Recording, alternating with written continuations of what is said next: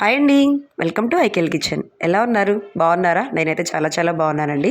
ఈరోజు రెసిపీ ఏంటంటే కాకరకాయ కారం అనమాట. కొబ్బరి కారం, కాకరకాయ కొబ్బరి కారం అండి. ఇది నేను నా స్టైల్లో ఎలా చేస్తానో ఏంటని చూపిస్తాను మీకు.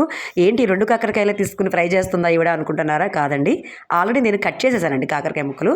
ఈ 2 కాకరకాయలు ఎందుకు ఉంచానంటే నేను ఎలా అయితే కట్ చేస్తానో ఎట్లా మీకు చూపించాలని చెప్పని 2 కాకరకాయలు చూపిస్తున్నాను అనమాట.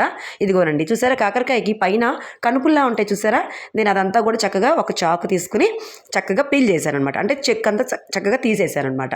ఇదిగోనండి, తీసేసి తర్వాత ఈ కాడలన్నీ తీసేసుకుని పక్కకి రౌండ్ ముక్కలుగా కట్ చేస్తానండి. ఇదిగోనండి, ఇట్లా అనమాట. చూస్తున్నారు కదా, ఇలా. అంటే మరీ సన్నగా కాదండి, అలా అని చెప్పని మరీ లావుగా కాదు. లావుగా కట్ చేస్తే వేగడానికి టైం పడుతుంది. అలా అని చెప్పని మరీ సన్నగా కట్ చేసామనుకోండి, అంటే బాగా వేగాలి కదా, ఆయిల్ బాగా ఫ్రై చేసినప్పుడు ఏమవుతుందంటే ఇంకా బాగా చిన్నగా అయిపోతాయి అనమాట. అంటే మనం కాకరకాయ ముక్కలు తింటున్నాము అన్న ఫీల్ రాదు. అందుకోసం అని చెప్పి నేను మీడియం సైజులో ఇలా కట్ చేశాను. ఇప్పుడైతే కనుక నేను మొత్తం కట్ చేసి చూపిస్తానండి మీకు. ఇదిగోనండి, ఇలా కాకరకాయ ముక్కలన్నీ కూడా చక్కగా ఇలా కట్ చేశాను అనమాట. నేనైతే దీన్ని అస్సలు ఉడకపెట్టానండి. అంటే మజ్జిగలో కానీ లేదంటే వాటర్లో ఇట్లా ఉడకబెడతారు కదా, అలా ఏం ఉడకపెట్టకుండా ఫ్రై చేస్తున్నాను అనమాట. ఇదిగోండి, ఈ ఒక్క పొడితోనే ఆ కాకరకాయ రుచి మారిపోతుందండి. ఇదేంటంటే ఎండు కొబ్బరి, చిన్నులపాయలు, జీలకర్ర. అంటే మీరు తీసుకునే కాకరకాయలను బట్టి మీరు ఇవన్నీ కొంచెం పెంచుకోండి. అంటే ఎండు కొబ్బరి కొంచెం పెద్ద ముక్క తీసుకోవటం, చిన్నులపాయలు ఇంకొక 4-5 రెబ్బలు తీసుకోవటం, అలాగే జీలకర్ర ఇంకో స్పూన్ తీసుకోవటం. అట్లా నేనైతే కనుక ఒక 1/4 కేజీ కాయలు తీసుకున్నానండి.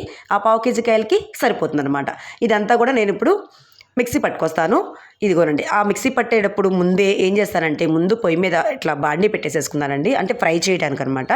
ఆ ఫ్రైకి సరిపడా ఆయిల్ వేస్తున్నానండి. అంటే కాకరకాయ ఫ్రైకి కొంచెం అంత ఆయిల్ పడుతుందండి. నార్మల్గా అన్ని ఫ్రైలాగా 1 స్పూన్ 2 స్పూన్లు వేస్తే సరిపోదు అనమాట కాకరకాయ ఫ్రైకి. ఇదిగోండి, నేనైతే కనుక ఒక 3 స్పూన్ల ఆయిల్ అయితే తీసుకున్నాను.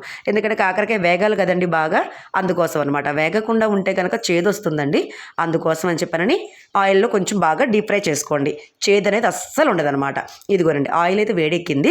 ఇప్పుడైతే కనుక మనం కట్ చేసుకున్న కాకరకాయ ముక్కల్ని ఇలా నూనెలో వేసి చక్కగా వేయించాలన్నమాట. ఇదిగోనండి, ముక్కలన్నీ వేసేసుకుని చక్కగా ఒకసారి కలుపుకొని అటు ఇటు అంటే చక్కగా ఇప్పుడు వేసిన ముక్కలన్నీ కలపాలన్నమాట. ఇట్లా కలిపిన తర్వాత వీటిల్లోనే నేనేం చేస్తానంటే కొంచెం అంతా పసుపు వేస్తానండి. పసుపు వేసి వేయించితే ఏమవుతుందంటే కాకరకాయ ముక్క అనేది చాలా క్రిస్పీగా ఉంటుంది. తర్వాత తొందరగా కూడా మగ్గిపోతాయి అన్నమాట. వేగుతూ మగ్గుతాయండి. ఇది కాకరకాయ ఎప్పుడు కూడా అండి మగ్గుతూ చక్కగా వేగితే టేస్ట్ బాగుంటుందండి. అందుకోసం అనమాట. ఇదిగోనండి, చూసారు కదా, చక్కగా ఇట్లాగా ఆయిల్లో బాగా ఫ్రై అవ్వాలండి. ఎంత ఫ్రై అయితే మనకి కాకరకాయ అంత చేదు లేకుండా వస్తుందన్నమాట. అంటే ఇప్పుడు చాలామంది ఏం చేస్తారంటే కాకరకాయ అబ్బా చేదుగా ఉంటుంది మేము తినము అంటారు చూసారా. అంటే కొంచెం వేగకుండా ఉంటే ఏమవుతుందంటే కొంచెం చిరుచేదులా వస్తుందన్నమాట. అందుకోసం తినరు కావచ్చు బహుశా. లేదంటే ఒకసారి నేను ఇట్లా ట్రై చేసినట్టుగా ఒకసారి మీరు కూడా ట్రై చేయండి. ఖచ్చితంగా టేస్ట్ అయితే కానీ బాగుంటుంది, చేదు అనేది అనిపించదు. ఇదిగోనండి, దాంట్లోనే కరివేపాకు అనమాట.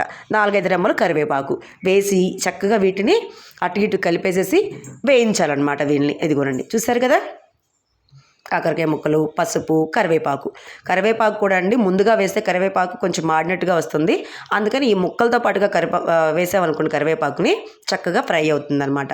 ఇప్పుడు దీన్ని మూత పెట్టి చక్కగా ఒక 5 నిమిషాల పాటు సిమ్లోనేనండి 5 నిమిషాల పాటు చక్కగా మగ్గించుకుందాం. ఇదిగోనండి, మూత తీసి చూపిస్తున్నాను చూడండి ఒకసారి. నేను 5 నిమిషాల తర్వాత ఇదిగోనండి, చూసారా, ఇలా ఎర్రగా వేయించుకోవాలండి.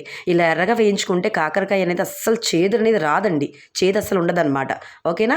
ఇప్పుడు నేను ఇందాక చెప్పాను చూసారా, మీకు ఒక పొడి ఈ పొడితోనే మొత్తం టేస్ట్ అంతా మారుతుందని చెప్పానని. నేను ఈ కాకరకాయలు ఫ్రై చేసి 5 నిమిషాల టైం ఉంది చూసారా, ఆ 5 నిమిషాల టైంలోనే నేను ఆ కొబ్బరి కారం అనేది నేను రెడీ చేసి పెట్టుకున్నానండి. అంటే ఎండు కొబ్బరి, చిన్నులపాయలు, జీలకర్ర ఇవైతే మిక్సీ పట్టేశాను అనమాట. దాంట్లో కారం అది నేను అప్పుడే వేయనండి. ఎందుకంటే కారం వేసామనుకోండి కలర్ మారిపోతుంది కదా, ఈ కాకరకాయలు వేగితే అని మళ్ళీ ఆ పొడి కూడా వేగాలి కాబట్టి. అందుకోసం అని చెప్పి నేనైతే కారం కలపలేదనమాట. ఒట్టి పొడినే ఇప్పుడు వేస్తాను చూడండి. ఇదిగోనండి, చూసారా, ఇదిగోండి నేను ముద్ద నూరు పెట్టుకున్నాను కదా చక్కగా. ఇదంటే బాగా ఏమి పొడి పొడిగా ఉండదండి, ఎందుకంటే మనం చిన్నులపాయ వేసాం కదా, కొంచెం అంతా ముద్దగా వస్తుంది. దీంట్లో ఎటువంటి వాటర్ కానీ ఏమీ పొయ్యికోకుండా చక్కగా ఇట్లా మిక్సీ పట్టుకోండి, సరేనా.